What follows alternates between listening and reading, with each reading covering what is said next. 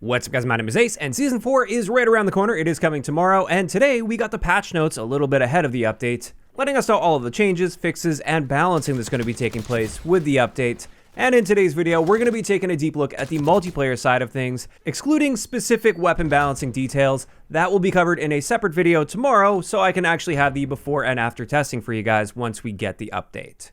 And diving right in, we see a few minor map adjustments, mainly just little fixes for edge case bugs that you might have experienced. Although on firing range, they are adjusting the start spawns for search and destroy, and this is where the start spawns are currently. If I had to guess, they're probably not adjusting the spawns for the offensive side.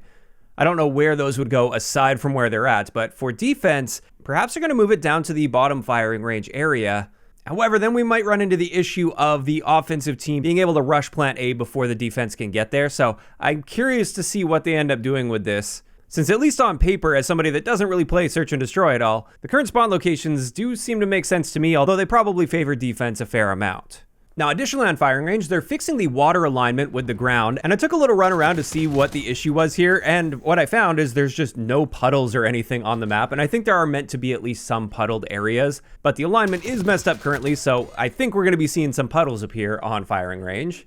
Then for Nomad, they're fixing the rendering distance on building. They don't mention which building or anything, but apparently there's an issue with rendering distance on one of them. And they're also fixing missing geometry on a wall. As for dealership, they're fixing a collision along the street to stop equipment from falling through in a particular area. I was unable to find that in private matches. I was trying to show it off for you guys. I couldn't find exactly where this is, so it's probably a very edge case sort of thing. And that's it when it comes to the adjustments to the maps.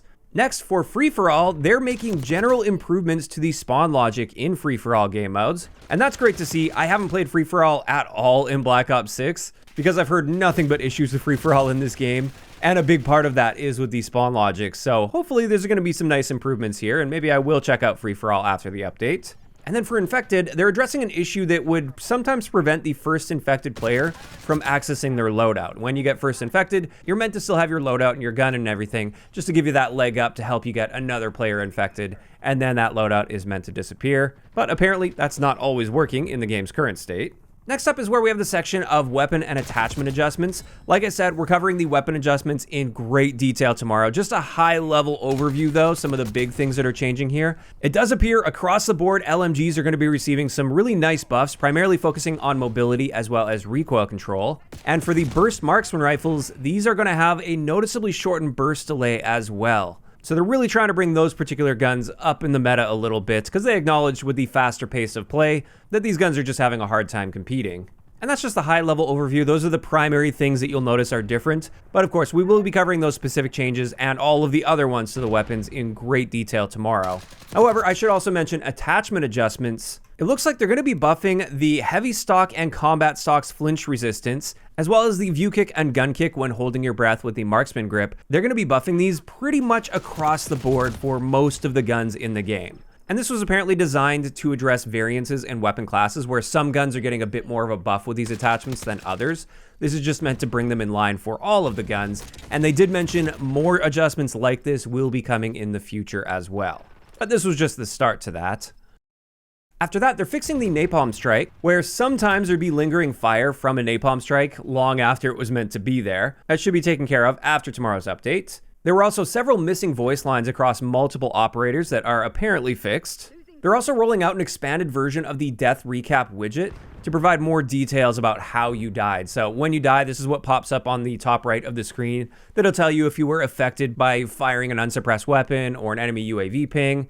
After this update, it's also going to include live ping, affected by body shield on teammates, affected by sleeper agent if the enemy is using sleeper agent, affected by scalp pulse, proximity alarm, and signal lure. So just a lot more information there to help explain situations. If you were ever confused about how somebody knew you were there, for instance, this should provide a whole lot more detail for you. Then also in the UI section here, they're fixing an issue where players are able to open the fire mod attachment skin section by using the contextual menu in the weapons tab. They're fixing an issue when highlighting non-prestige challenges, the challenge complete state would display incorrectly. They're fixing an issue for the fire mod attachments having UI for available skins, but you couldn't interact with it. They're also fixing an issue where the scoreboard would display 8 rounds as the win limit, despite the game ending at 6 rounds. And then finally for UI, they fixed an issue where the "you are eliminated" splash would remain on your screen. And that's pretty much it. Aside from theater mode, they are temporarily disabling theater mode with tomorrow's update.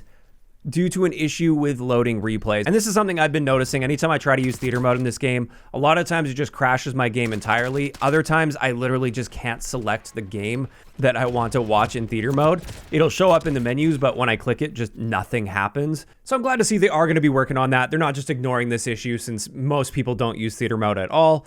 It is a bit unfortunate they're taking it offline, but it's better than the alternative, which is just leaving it in its current state totally broken.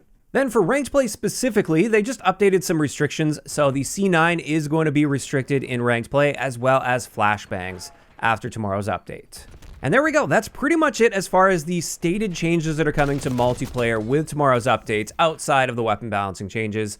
Honestly, not a very big patch. Most of the things that were listed in there are like edge case things or just UI bugs and stuff that doesn't actually impact your gameplay experience at all. Or if it does, it's such a rare occurrence that it's really just not a big deal. I did find it interesting that we have several items on their Trello board that are stated to have a fix scheduled, but they weren't mentioned in the patch notes. So I'm curious to see if they just forgot to include these in the patch notes or if we're actually not going to be seeing these with tomorrow's update, despite the fact that it says the fix is scheduled for them. But let's just blast through these here. One of these fixes that hopefully we'll be seeing tomorrow, but we don't know for sure, is the fix to the voice chat icons that remain on your screen from a previous match. Also, the social menu currently not accurately displaying what your friends or people on the social tab are currently doing, whether they're in a match or what they're doing. Additionally, we are expecting a fix for players seeing the incorrect platform icon in the menu. And then finally for multiplayer here, the winner circle may not be appearing after the match on Stakeout. This one also apparently has a fix scheduled, but wasn't mentioned in the patch notes. So I suspect these things will be fixed with tomorrow's update, and they were just left out of the patch notes for whatever reason, but there's no guarantee on that. And there we have it. That's going to wrap it up for today's video, covering all of the non-weapon balancing changes that are coming with the Season 4 update tomorrow. Overall, nothing too major here. I was a little bit disappointed by this particular update. I mean, at this stage in the game, I'm not expecting any major changes or improvements to the game itself. It's mainly just going to be content additions with some bug fixes mixed in here or there. So on one hand, I get it. They're likely just going to be sort of coasting for the rest of the year. But on the other hand, I really would have liked to see some more bug fixes included here and more targeting of some of the bigger issues that people have been experiencing recently. One big thing that's up in the air is if matchmaking is going to feel any better after the update, because at least in my experience, since the Season 3 Reloaded update, matchmaking has been completely awful. And I've been playing the absolute bare minimum of the game just to do my job since then, because it has been such a terrible experience connection-wise, and also it just seems like they cranked up SPMM. At least that's been my experience with it. And this is where I want to hear from you guys in those comments down below. How are you feeling about the changes that we can expect to see with the update tomorrow? Are you guys happy to see these changes or not so much? Were you guys expecting more? If you enjoyed this video, a like rating is always appreciated. And don't forget to subscribe for more if you haven't already. I'll talk to you guys next time.